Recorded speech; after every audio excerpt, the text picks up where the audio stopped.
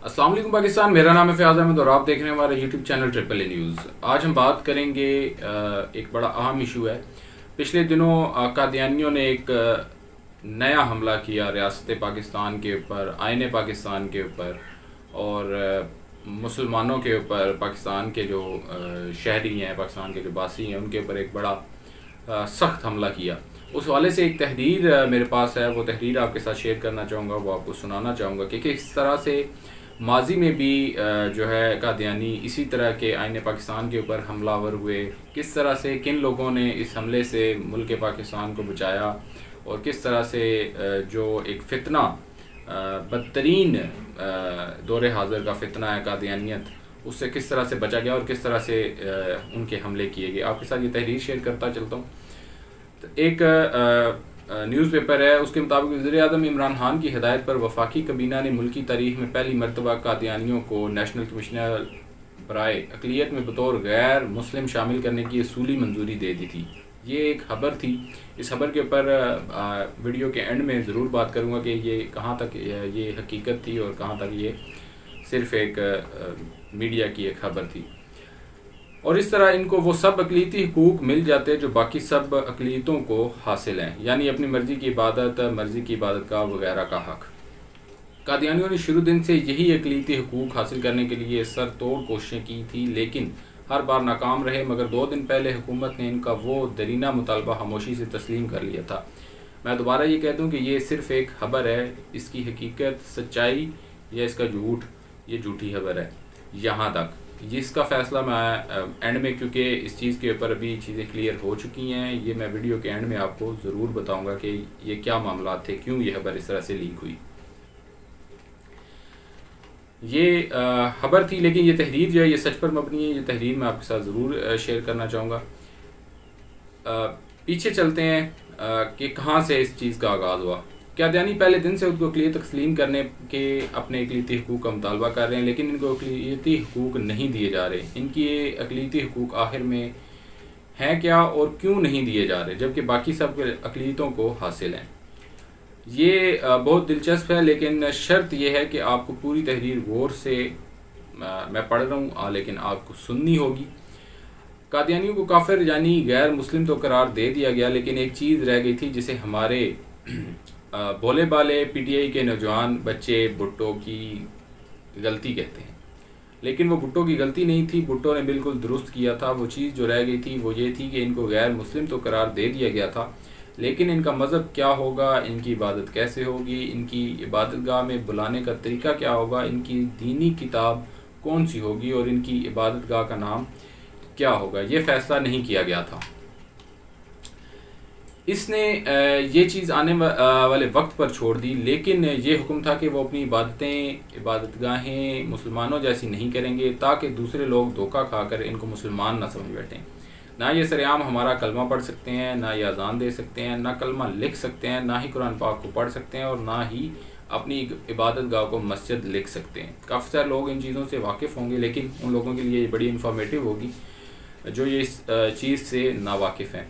काफिर करार देने से पहले ये हमारी नमाज़ पढ़ते थे, हमारे कुरान को अपनी किताब कहते थे, हमारे रोज़े जैसे रोज़े रखते थे, हमारी मस्जिद जैसी मस्जिद होती थी जिसे ये मस्जिद कहते थे। लेकिन काफिर करार देने के बाद अब सब कुछ बदल गया है। अब इनको चाहिए कि था कि हमारे दीन की जान छोड़ देते, हमारी नमाज भी छोड़ देते, हमारे कुरान को भी छोड़ देते, हमारी मसाजिद की जान भी छोड़ देते। ये अपना नया नबी बनाते हैं, कोई एतराज़ नहीं था। ये अपनी नई किताब ईजाद कर लेते हैं, हमें कोई एतराज़ नहीं था। ये अपनी अगली अलग अजान ईजाद कर लेते हैं, कोई इतराज़ नहीं था। ये अपनी अलग तरह की इबादत बना लेते, हमें कोई इतराज़ नहीं था। ये अपनी अलग इबादतगाह बना लेते, हमें कोई इतराज़ नहीं था। ये इनके लिए बहुत सख्त सज़ा थी। ये मामला इनके लिए मौत के जैसा था। ये सरेआम दूसरे मज़हब की तरह इबादत करना चाहते थे, रोज़े रखना चाहते थे, अजानें देना चाहते थे, लेकिन जब से काफिर करार दे दिए गए तब से ये सब बंद हो गया था। पुलिस इनके इलाकों में गश्त लगाने लगी, इनके घरों, मकानों, दफ्तरों, स्कूलों और इबादतगाहों से कलमा तैयबा और अल्लाह का नाम मिटाया जाने लगा। जहाँ जहाँ से भी शक पड़ा कि ये मुसलमान शो होते हैं, वो निशान मिटा दिए गए। अगर कोई कादियानी कलमा पढ़ता पकड़ा जाता तो पुलिस इसे हवालात में डाल देती। अजान देने की कोशिश करते या सरेआम पहले की तरह नमाज़ पढ़ने की कोशिश करते तो पुलिस इनको उठाकर जेल भेज देती। रफ्ता रफ्ता इनकी ज़िंदगियों से इस्लाम निकाल दिया गया।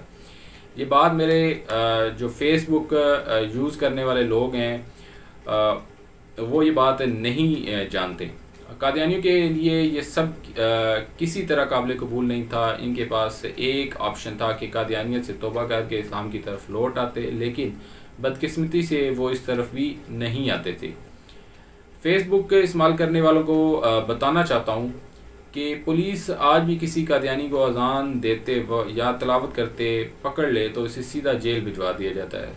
سن 73 سے لے کر 1984 تک 11 سال گزر گئے. قادیانی اس دوران کوشش کرتے رہے کہ ہمیں اقلیتی نہیں سمجھ لیا جائے، کافر ہی سمجھ لیا جائے، لیکن ہمیں دوسرے غیر مسلموں کی برابر حقوق دیے جائیں، ان کی طرح سرعام عبادت کا موقع دیا جائے، اور یہ ہو نہیں سکتا تھا. ان کو ہر جگہ سے مایوسی کا سامنا کرنا پڑا. 1984 انہوں نے خود کو اقلیت منوانے کے لیے اقلیتی حقوق حاصل کرنے کے لیے عدالت کا دروازہ کھٹکھٹانے کا فیصلہ کر لیا. عدالت نے بتایا کیونکہ یہ مذہبی معاملہ ہے اسے شرعی عدالت میں لے جایا جائے. چنانچہ وفاقی شرعی عدالت میں درخواست دائر کر دی گئی. اس کا حوالہ نمبر یہ ہے: شریعت درخواست 17I/1984 اور شریعت درخواست نمبری 2L/1984. یہ درخواست 2 قادیانی افراد کی طرف سے تھی جن کے نام یہ ہیں: مجیب الرحمان وغیرہ بنام وفاقی حکومت، ریٹائرڈ عبدالواجد وغیرہ بنام اٹارنی جنرل پاکستان. اس شرعی عدالت کے جو جج صاحبان کیس سن رہے تھے ان کے نام یہ ہیں: جسٹس فخر عالم چیف جسٹس، چودھری محمد صدیق جسٹس، مولانا غلام علی جسٹس، مولانا عبدالقدوس قاسمی جسٹس. کیس میں وکلاء کے علاوہ جن علماء نے وکلاء کی مدد کی ان کے نام یہ تھے: قاضی مجیب الرحمان، پروفیسر محمد احمد غازی، محمد صدیق الدین الرافی، علامہ تاج الدین حیدری، پروفیسر محمد اشرف، علامہ مرزا محمد یوسف، پروفیسر محمد طاہر القادری. مسلمانوں کی طرف سے پیش ہونے والے وکلاء کے یہ نام تھے: حاجی شیخ غیث محمد ایڈوکیٹ، مسٹر ایم بی زمان ایڈوکیٹ، ڈاکٹر سید ریاض الحسن گیلانی ایڈوکیٹ. کیس میں قادیانیوں کا موقف تھا کہ کیونکہ ہمیں اقلیت قرار دے دیا گیا ہے لیکن اس کے باوجود ہمیں اپنے طریقے کے مطابق عبادت کرنے کی اجازت نہیں دی جا رہی. انہوں نے موقف اختیار کیا تھا کہ ہر انسان کو اپنے مذہب پر چلنے اور مذہبی رسومات و عبادات کرنے کا حق حاصل ہوتا ہے. پاکستان کے اندر باقی سب اقلیتوں کو بھی یہ حق حاصل ہے، لیکن صرف قادیانیوں کو عبادت کرنے کی اجازت نہیں دی جا رہی بلکہ ان کو پکڑ کر تھانوں اور جیلوں میں بند کر کیا جا رہا ہے. یہ قادیانیوں کی انتہائی خوفناک چال تھی. وہ اس درخواست میں خود کو غیر مسلم تو تسلیم کر رہے تھے لیکن بدلے میں جو کچھ مانگ رہے تھے وہ بہت خوفناک تھا.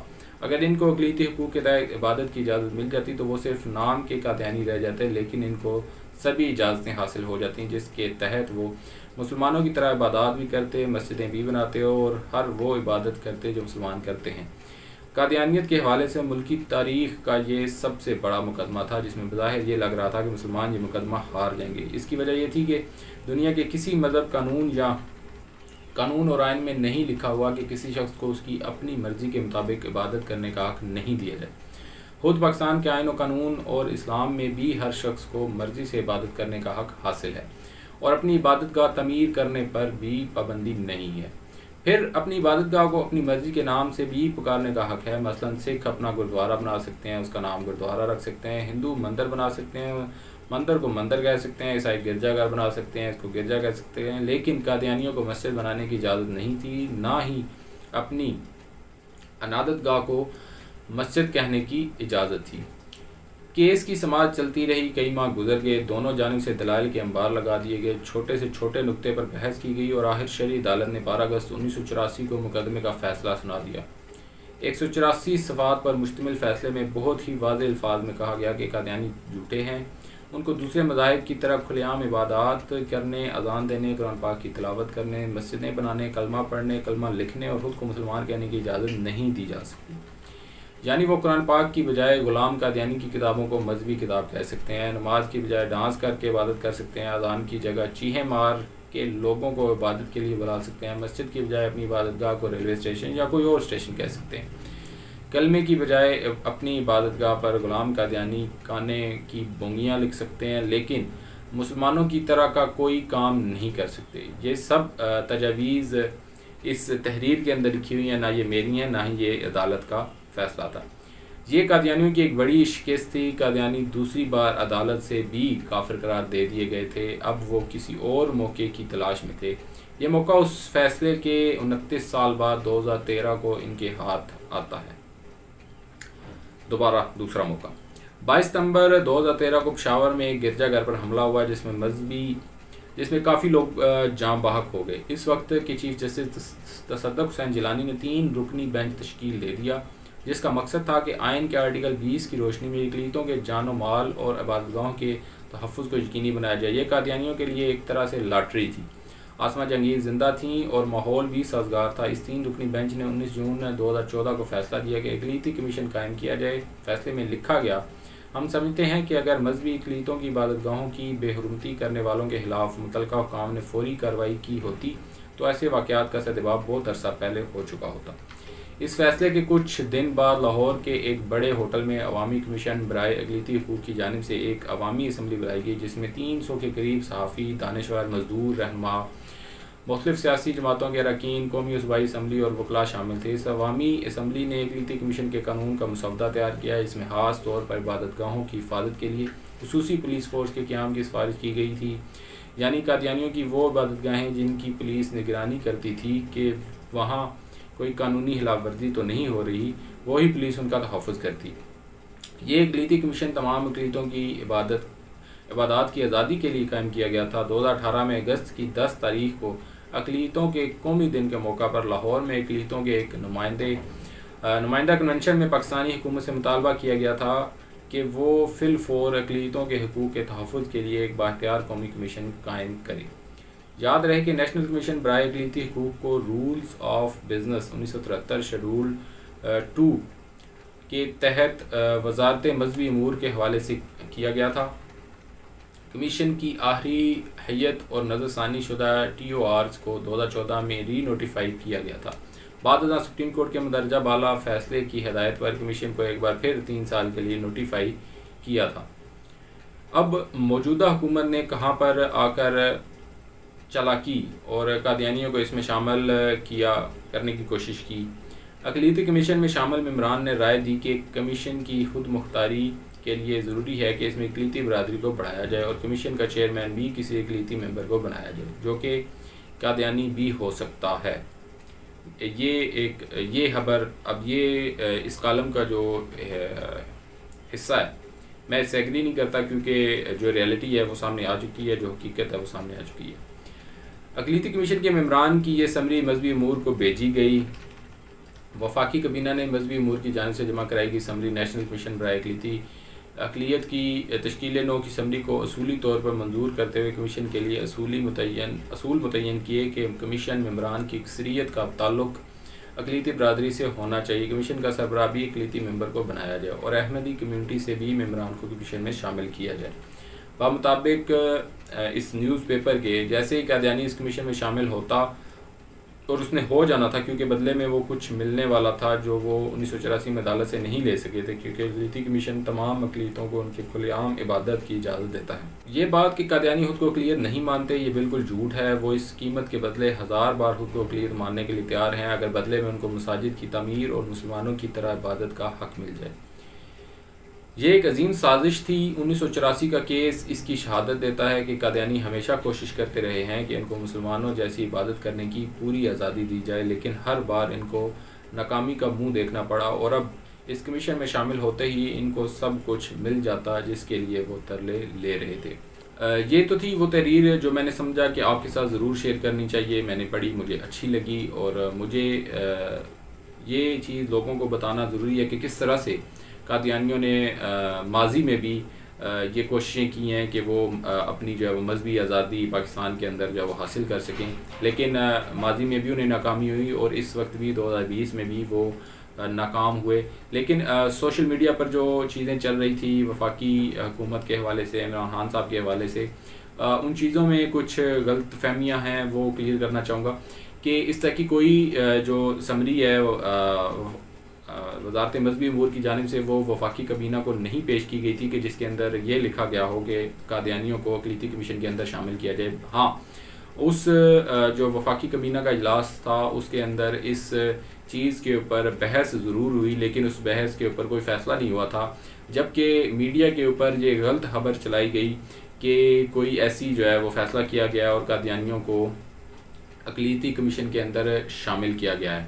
اقلیتی کمیشن میں شامل کرنے کے حوالے سے جو حتمی فیصلہ تھا، جو کہ صحیح فیصلہ تھا، وہ اگلا جب وفاقی کابینہ کا اجلاس ہوا تو اس میں سامنے آیا۔ اس وقت جو اقلیتی کمیشن موجود ہے، جو وفاقی کابینہ کی منظوری کے بعد اس کے جو ممبران ہیں وہ بھی آپ کو بتاتا چلوں کہ 3 اس کے ہندو ممبر ہیں، 3 عیسائی ممبر ہیں، 2 سکھ ممبر ہیں، 1 کیلاشی اور 1 پارسی ممبر ہے اس اقلیتی کمیشن کے اندر۔